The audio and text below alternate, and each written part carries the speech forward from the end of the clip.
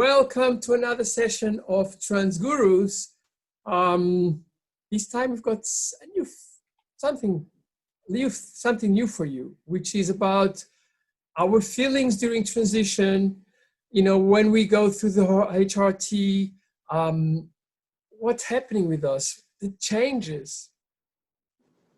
So we're going to try to, to talk about our feelings and what happened. And I have to tell you, I'll start today.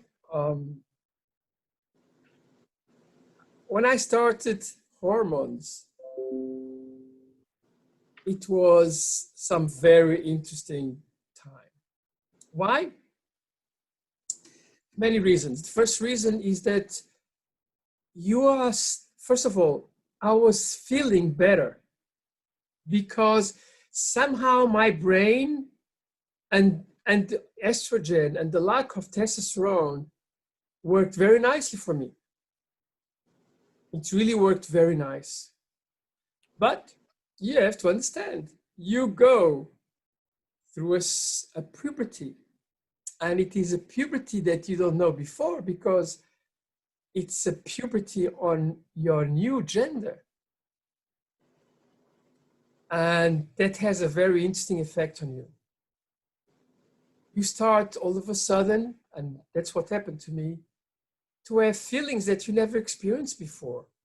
Like, for example, I would watch a film and I would just be crying like hell, like a little girl. Well, I was a little girl. So these were the first feelings of HRT to really actually test and look at the world from a completely different glasses.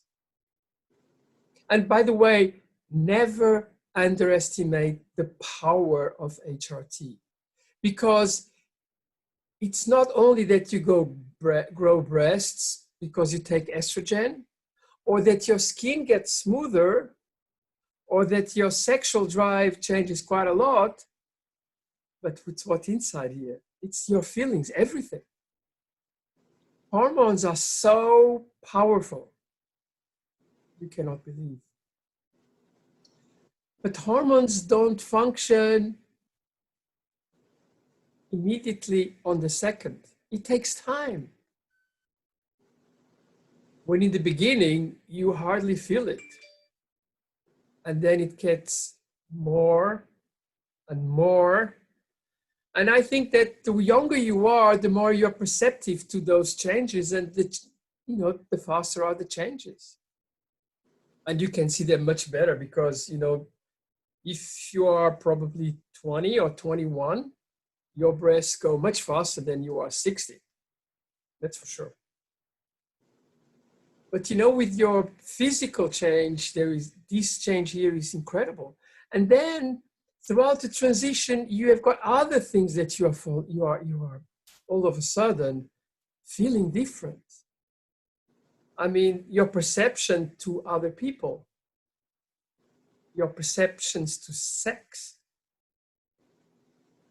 In the beginning, you don't have, you get a little bit kind of not knowing exactly where you are.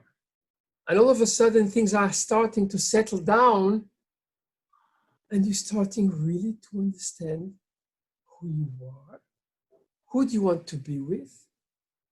Is your sexual partner A or B or C or whatever? You start feeling the things a little bit different. That's why you have to, when you are in a relationship and you transition, you have to understand it is a big burden and a very big change for the relationship. It's not easy at all. Because really, you are changing over. Actually, someone I like very much, and someone which was my counselor for a long time, and as well Jimmy's counselor, at least, told me that don't ever forget something. Your body changes every 7 years.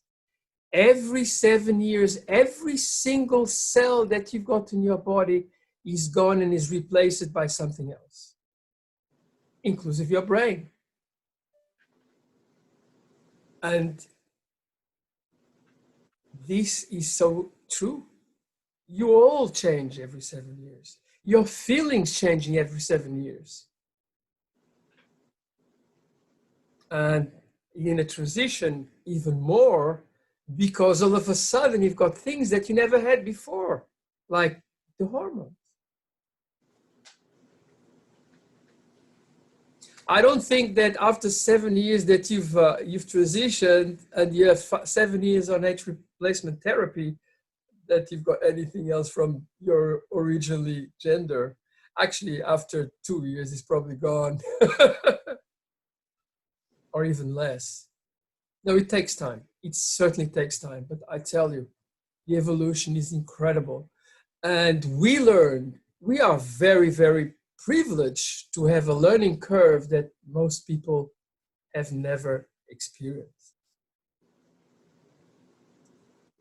So this is what I think about my transition and what I've gone through and my feelings about transitioning. I had lots of times where I was just crying over because I could not understand what was going on with me. And that at the age of 59, it's kind of funny, you know, it's kind of, yeah, we are cheating a little bit.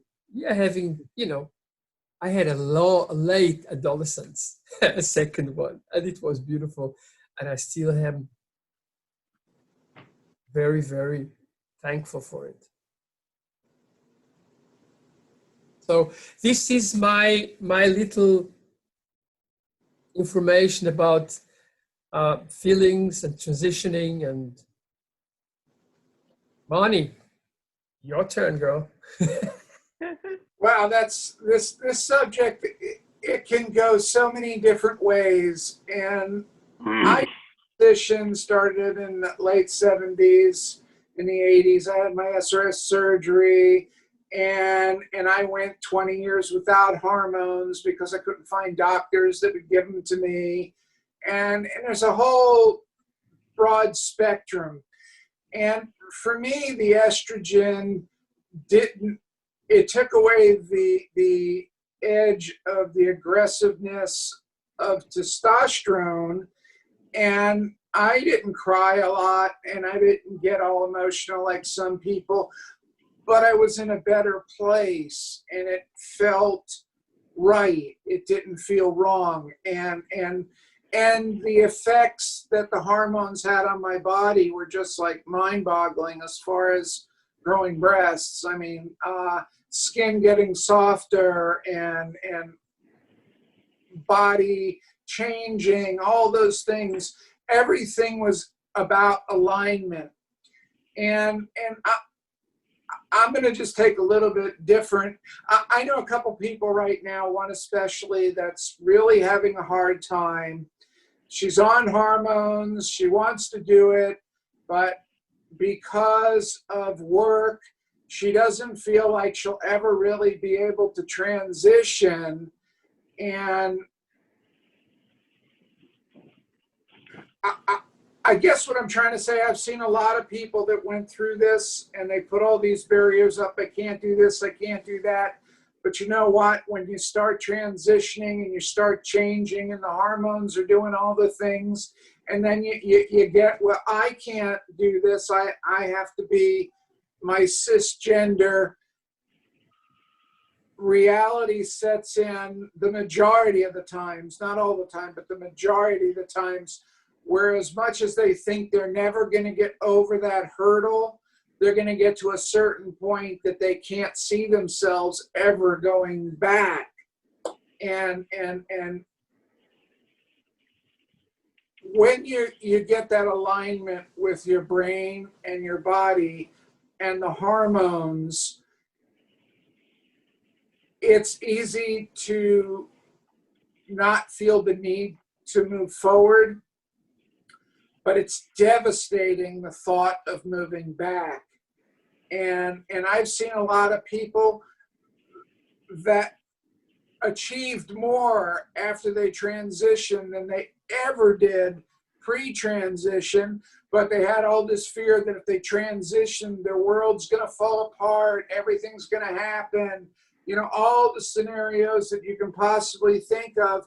But the reality of it is that if you're okay with yourself and you love yourself and you nurture yourself and you focus on positivity, all the pieces will fall into place. And I know all the fears and the people go through. Listen, I transitioned back in the 80s and 90s and all that, and before transgender stuff was accepted, and I never really had any problems because I was okay with me and I liked me, so other people liked me. I got along with people because of my energies that I gave to the world.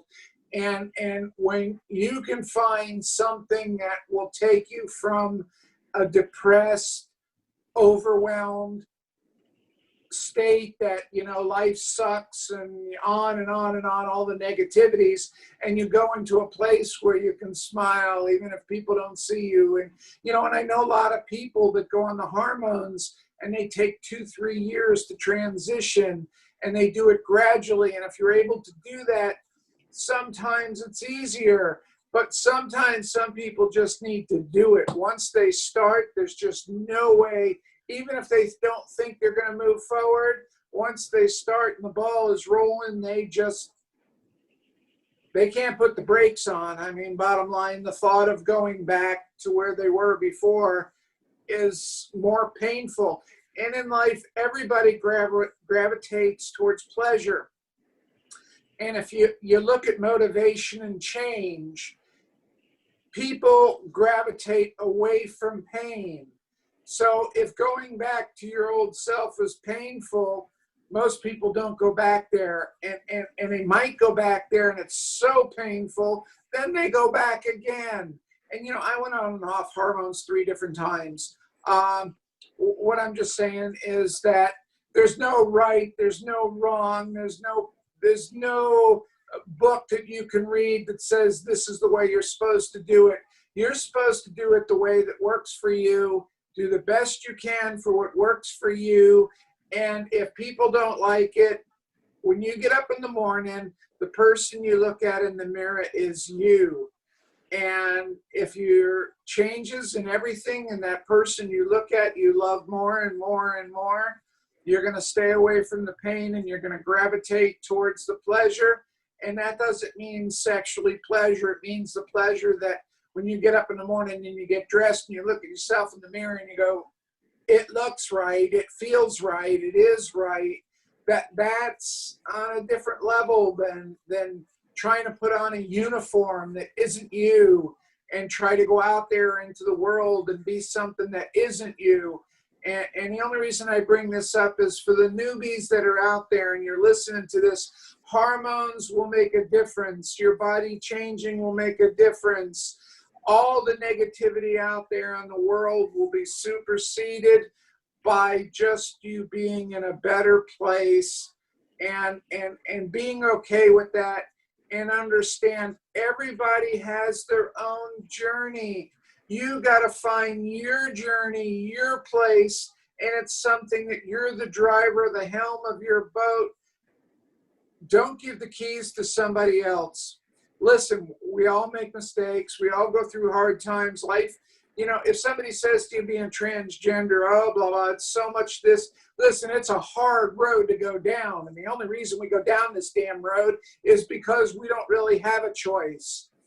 You reach a point in life. Some people reach it earlier. Some people reach it later. But bottom line is you can only run from it so long. And if you accept that and you breathe, take time, and not try to take on, and Rome wasn't built in a day, and expectations of others are nothing but noise. Focus on yourself, be happy, meditate, stay in a good place, and just make little changes and increments throughout your life, and it'll all come together. That's kind of my thing on it. Thank you very much, Bonnie. I totally agree with you. And stay positive, because staying positive is so important. And believe me, I totally agree with Bonnie, because, you know, when your mind and your hormones are in according, they are working with each other, you feel much better. Much, much, much better. Raji, you beautiful blonde girl. Thank you so much.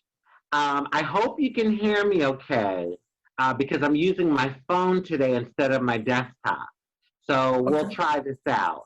How so far am I good? You're Perfect. good. Oh, great. Okay, perfect. Thank you for the compliment. You know, hey, don't hesitate to try something different. This isn't really my cup of tea, but you know, I said, what the hell? Let me try a different look. So here I am. Um, so as far as you know, transitioning and my feelings, well, I first want to say I totally agree with what Bonnie said about there is not a book and a set way to transition and a set time to transition. I think for everyone, they go at their right and perfect divine pace, whatever that means. So some people it's very fast, fast, fast. Other people it's a period of time gradually. And you know, some people wait until later in life. Some people do it when they're in their teens. I mean, it's just so many different versions of the transgender journey.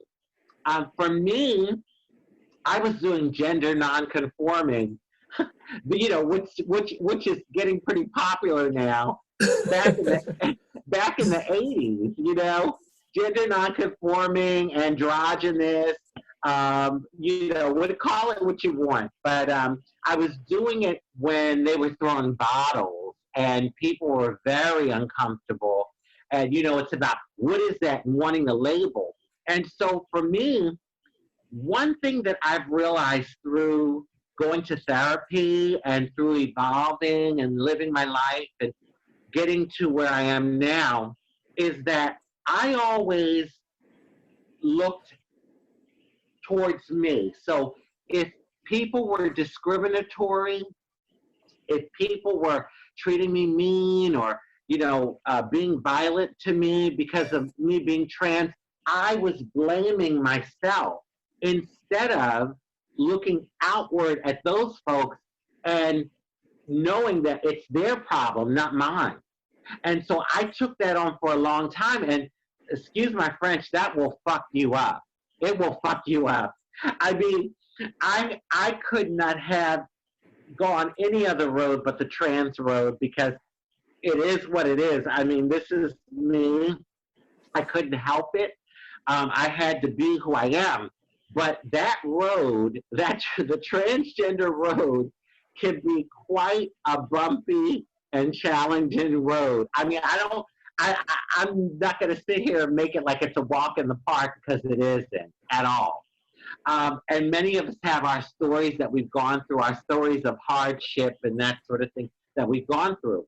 But I think what we all have in common as trans people is that no matter how hard it got, we still had to fucking do it. Again, excuse my French. We still had to do it, you know. And so for me, there was probably about 3 to 4 years of androgyny. And that was me stepping my foot in the pool. That's what I call it, like dipping my toes in a little bit. But I needed that time. And when I say androgyny, I'm talking about, yeah, I wore makeup. I grew my hair out. You know, I grew it out like to my shoulders, but I would wear it like pulled back. I did a lot of unisex outfits, like, you know, androgynous clothing. And that was the time for me that I needed. I mean, at the time, I thought, well, maybe this is like where I'm supposed to be. And I guess it was. And I thought maybe this is where I would stay. But as my journey continued, I realized, no, no, no. It still wasn't feeling right. It still wasn't like hand in glove or white on rice, like that feeling of completion. And so that's when I continued my transition. And in my day, I got my hormones black market on the street from other girls that had access to it, and they would sell them. And I don't recommend that to anyone now. You know, if you're in a place where you can go to a doctor and get them the right way, you know, by all means do that.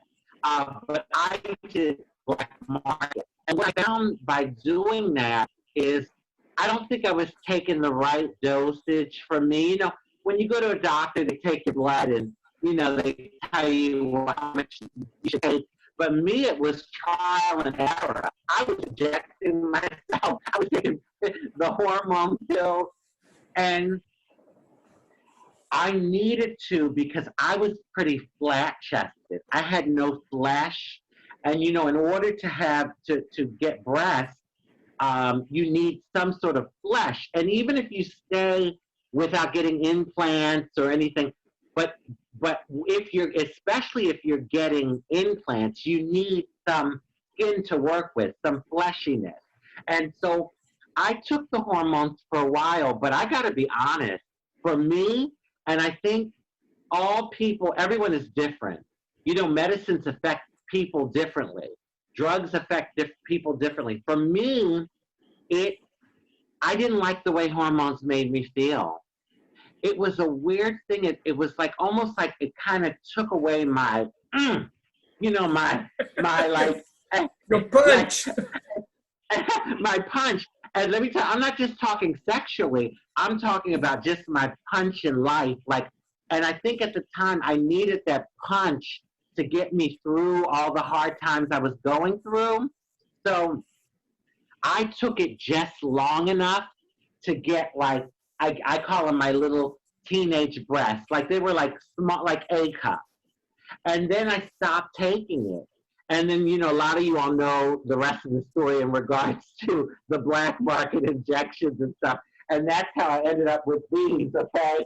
But that's a whole nother video, a whole nother story.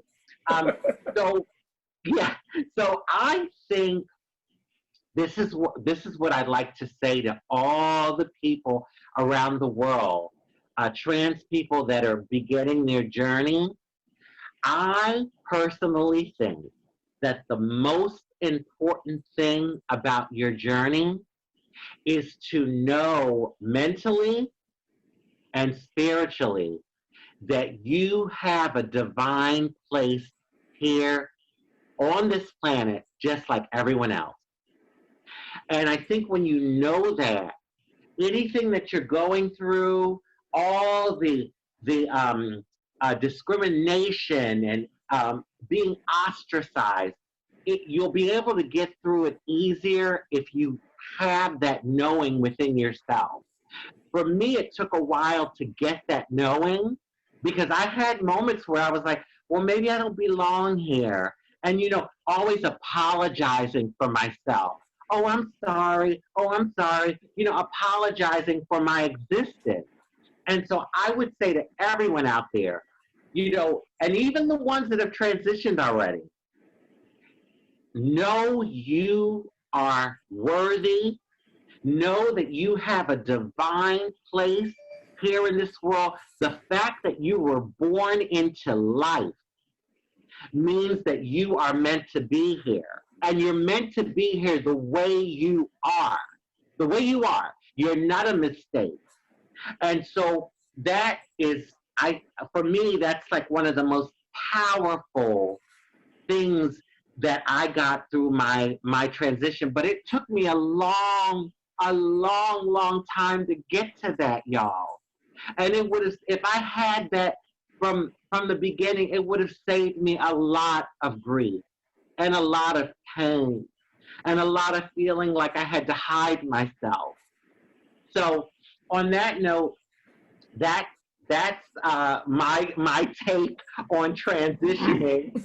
And I would say too that before I close my part, I want to say too, don't compare. I used to compare too, like I'd go out and see other trans girls and think, oh, I need to be like this or more like that. if you look around at all the cisgendered women in the world, they're all different. They're all different. There's not one type of cisgendered woman. So therefore, why would all trans women be the same? We all Exactly. are different. We all have different shapes and looks and personalities and all of that. So don't compare yourself. Just you be you, and you be the best you can be. And on that note, Jimmy, Shannon, and all of the above, Guru, you're next. Thank you, Raj. That's absolutely fantastic. Jimmy, it's your time. So we're talking about the evolution of feelings during transition. And for me, I think the word embrace explains how I feel, where when we reach a point, there's a saying that things will usually remain until the pain of staying the same exceeds the discomfort or pain of change. And not that I have ever been uncomfortable or even unhappy with myself. I've always been a happy person.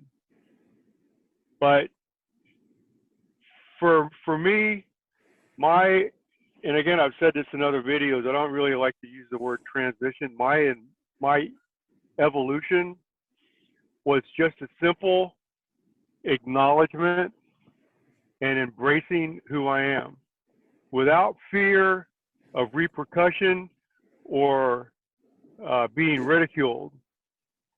And it's the level of commitment required.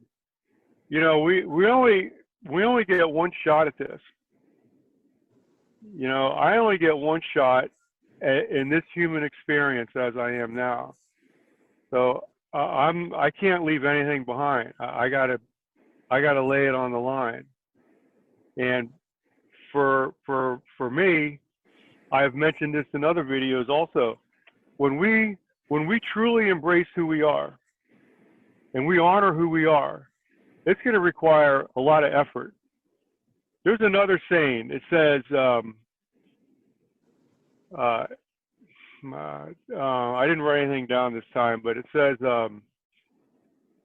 it's going to take everything we got, but we got everything it's going to take. So by me being me, it requires every bit of me. There's no slack days, and that results in a higher level of living. There's more. Life is more dynamic. I just feel more alive because it takes everything I got for me to be me. And so when we make that decision to be everything that we can be, it requires every part of our mind, body, and spirit. And when we have all the horses running in the same direction, and I think it was Bonnie had mentioned the mind, body, and spirit. So for me, you know, breaths and some of the other things I have done is to get my mind, body, and spirit all in the same zip code so that all the horses are running in the same direction. And there's reduced conflict, there's more internal harmony. And when we have more internal harmony, there's more congruence, there's reduced noise, less static. Our thoughts and our brain become one, and there's more of a harmonious existence from within. And in that state, we're able to engage life in a more harmonious way that is without conflict, and we're in flow. You've heard me use that word before also. I feel like I'm in flow with all things because I am in flow with myself. And I think we're in my case, it's like you can be in, what I mean by flow is that it's like there's an energy field around it's like wind. or water, or current. Well, there's also our thoughts, and the human consciousness also has a flow of energy similar to like current in a river. And we can be just on the edge, or we can be in the middle of that river, in the highest parts of that stream. So the more that we become who we are, the more we are in harmony with ourselves. Kind of, we have a tendency to migrate to the center part of that stream, and we allow the energy to take us to where we need to go. And that's kind of how I embrace my feelings, embrace who I am.